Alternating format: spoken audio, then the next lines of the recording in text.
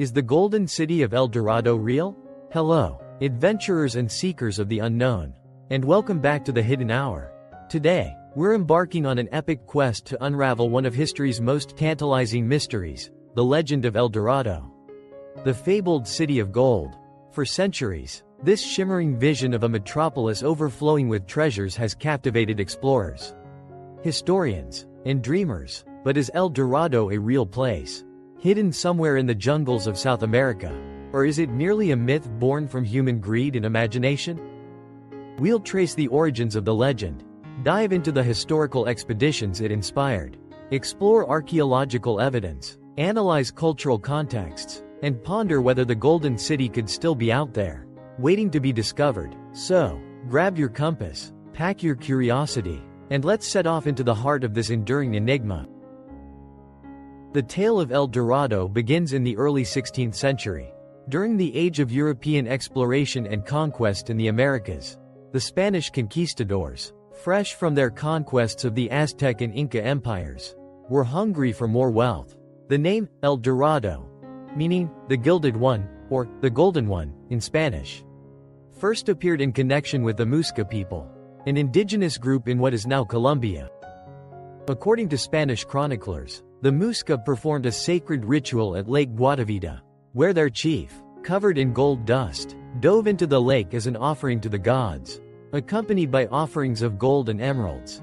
This ceremony, known as the Gilded Man ritual, was described in vivid detail by early explorers like Gonzalo Jiménez de Quesada, who conquered the Muisca in the 1530s.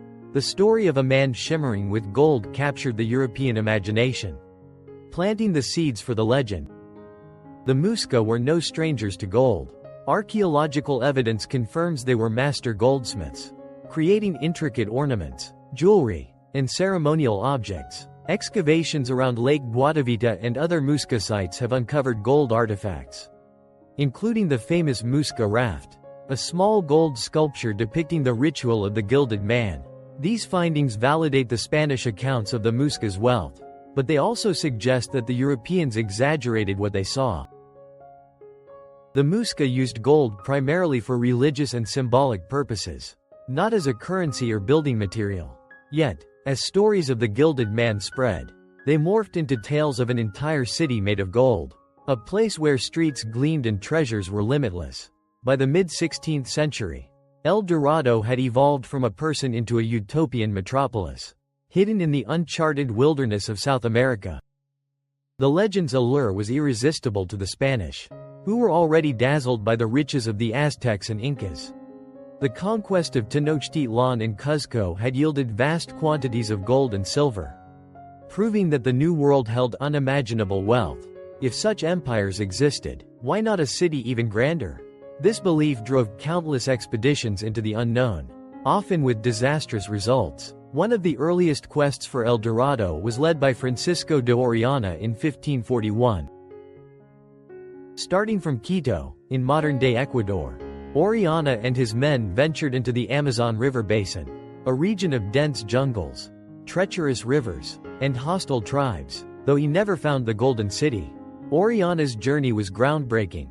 He became the first European to navigate the entire Amazon River. His accounts of powerful indigenous kingdoms and vast, unexplored lands only deepened the mystery of El Dorado, suggesting that such a city could indeed exist. Orellana's expedition was just the beginning. In the 1560s, Gonzalo Pizarro, brother of the conqueror of the Inca Empire, led another ill-fated search for El Dorado. His expedition, also launched from Quito, descended into chaos as his men faced starvation, disease, and attacks from indigenous groups. Only a fraction of the original party survived, returning with no gold but plenty of harrowing tales. These failures did little to dim the legend's shine. The promise of El Dorado was too powerful, embodying not just wealth but also glory and immortality for whoever found it. By the late 16th century, the legend had spread beyond Spain, captivating adventurers from England, France, and Germany. One of the most famous figures in the El Dorado saga was Sir Walter Raleigh, the English explorer and courtier. In 1595, Raleigh sailed to South America, hoping to find the Golden City and win favor with Queen Elizabeth I. He believed El Dorado, which he called Manoa, was located in what is now Guyana. Raleigh's book, The Discovery of Guyana, painted a vivid picture of a land rich in gold, populated by friendly tribes who spoke of a magnificent city, though he returned to England with little to show for his efforts. His eloquent prose kept the legend alive.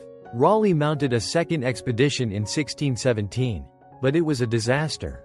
His men clashed with Spanish forces, and the mission yielded no gold. Raleigh's obsession with El Dorado cost him dearly. Accused of treason for his actions in South America, he was executed in 1618. Why did so many explorers, from Orellana to Raleigh, believe in El Dorado despite the lack of evidence? The answer lies partly in the cultural and historical context of the time. The 16th and 17th centuries were an era of boundless possibility. Europeans were discovering civilizations and landscapes that defied their understanding of the world. The Aztecs and Incas had already proven that vast, wealthy empires could exist in the Americas, so a city of gold seemed plausible. Moreover, the legend tapped into universal human desires: the quest for paradise, the dream of infinite wealth, and the hope of transcending mortal limits. El Dorado was not just a place, it was a symbol of the ultimate achievement. Indigenous stories also played a crucial role in shaping the legend. The Muiscas ritual at Lake Guatavita was real, but other native groups may have contributed to the myth, either deliberately or inadvertently. Some historians suggest that indigenous peoples, wary of European invaders, told tales of distant golden cities to lure the conquistadors into perilous regions, hoping to rid themselves of the threat. Others argue that the Europeans, eager for wealth, misinterpreted or embellished the stories they heard. For example, the Muisca spoke of sacred lakes and gold offerings, but the Spanish may have imagined these as evidence of a larger, hidden city. This interplay between European greed and indigenous oral traditions created a feedback loop that amplified the legend over time. The El Dorado myth was not confined to South America. As European powers colonized the Americas, the legend influenced their perceptions of the entire New World. In North America, Spanish explorers like Hernando de Soto and Francisco Vázquez de Coronado searched for their own versions of El Dorado, chasing rumors of golden cities in what is now the southeastern United States and the Southwest. These quests, like their South American counterparts, ended in failure, but they underscore the legend's far-reaching impact. El Dorado became a metaphor for the promise of the Americas, a land where anything seemed possible. Archaeological efforts in the 20th and 21st centuries have provided new insights into the El Dorado mystery.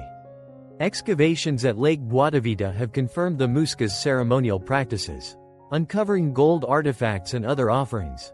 In the 1960s, a team of divers attempted to drain part of the lake to recover more treasures. But the effort was largely unsuccessful due to the lake's depth and sediment. Other Muisca sites, such as the city of Tunja, have revealed the sophistication of their culture. With advanced metallurgy, intricate textiles, and complex social structures, these findings suggest that the Muiscas' wealth was significant but not on the scale of a city made of gold. Their gold was primarily used for religious purposes, not as a currency or construction material. Beyond the Muisca, archaeologists have explored other regions associated with El Dorado, including the Amazon and the Andes. Recent discoveries, aided by technologies like lidar, have revealed hidden structures and settlements in the Amazon, indicating that the region was home to large, complex societies before European contact. Sites like Cujicugu, a network of villages in the Brazilian Amazon, have led some researchers to speculate that El Dorado might not have been a single city but a prosperous indigenous civilization whose wealth was exaggerated by European explorers. Similarly, in the Andes, archaeological work has uncovered evidence of pre-Columbian trade networks that moved gold and other goods across vast distances, possibly contributing to the legend. Despite these advances, no definitive evidence of a golden city has been found. Modern treasure hunters continue to search for El Dorado, using satellite imagery, drones, and other tools to probe remote regions. The Amazon and Andes remain formidable barriers, with dense jungles, rugged terrain, and unpredictable weather guarding their secrets. Some argue that the search for El Dorado is futile, a chase after a mirage. Others believe that the city, or something like it, could still be out there, waiting to be discovered. The debate reflects a broader question. What is El Dorado? Really? Is it a literal place? Or is it a symbol of something deeper? Skeptics argue that El Dorado is a myth, born from a combination of greed, misunderstanding, and wishful thinking. They point to the lack of concrete evidence. No golden city has ever been found, and the long history of failed expeditions is proof that El Dorado exists only in the imagination. The Muska's wealth, while real, does not match the fantastical descriptions of a metropolis paved with gold. Moreover, the legend's evolution over time, from a gilded man to a city to a metaphor, suggests it is more a product of human storytelling than a historical reality. Yet even skeptics acknowledge the legend's enduring power. El Dorado has inspired countless works of art, literature, and film, from Voltaire's satirical novel Candide to modern movies like The Road to El Dorado and Indiana Jones and the Kingdom of the Crystal Skull. It has shaped our collective imagination, serving as a symbol of the unattainable and the eternal human quest for something greater.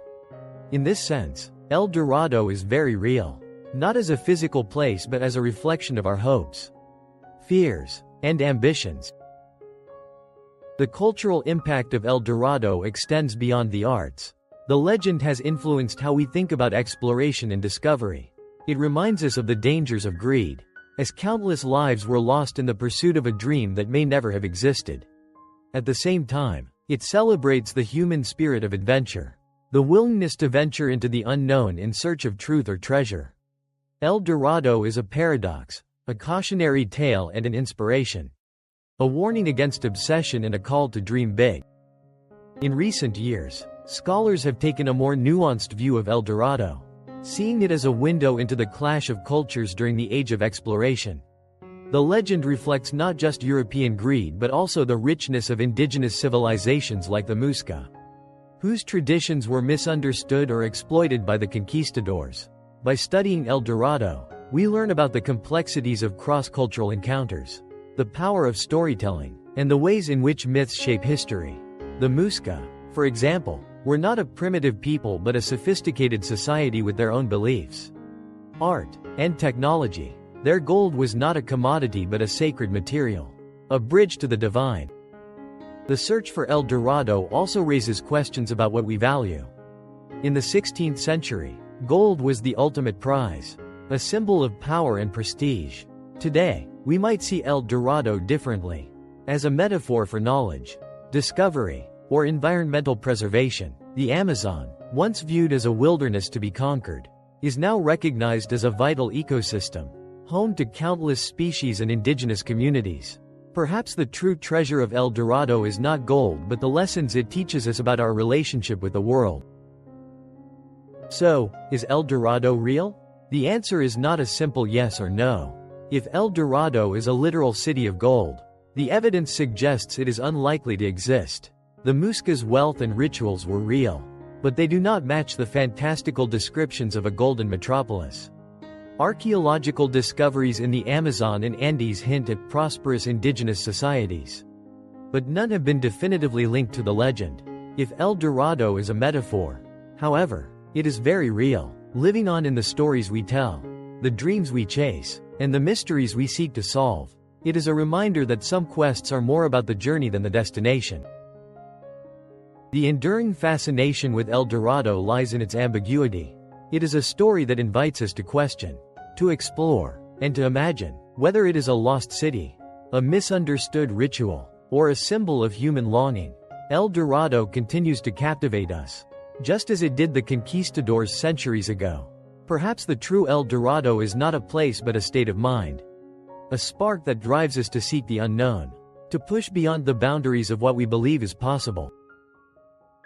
As we close this epic exploration of El Dorado, we want to thank you for joining us on this adventure through history, archaeology, and human imagination. If you enjoyed this deep dive into the mystery of the Golden City, please give us a like, share this video with your fellow explorers, and hit that subscribe button to stay tuned for more episodes of The Hidden Hour. Your support keeps us uncovering the world's greatest mysteries. Until next time, keep chasing the unknown, and we'll see you in the next adventure. Goodbye for now.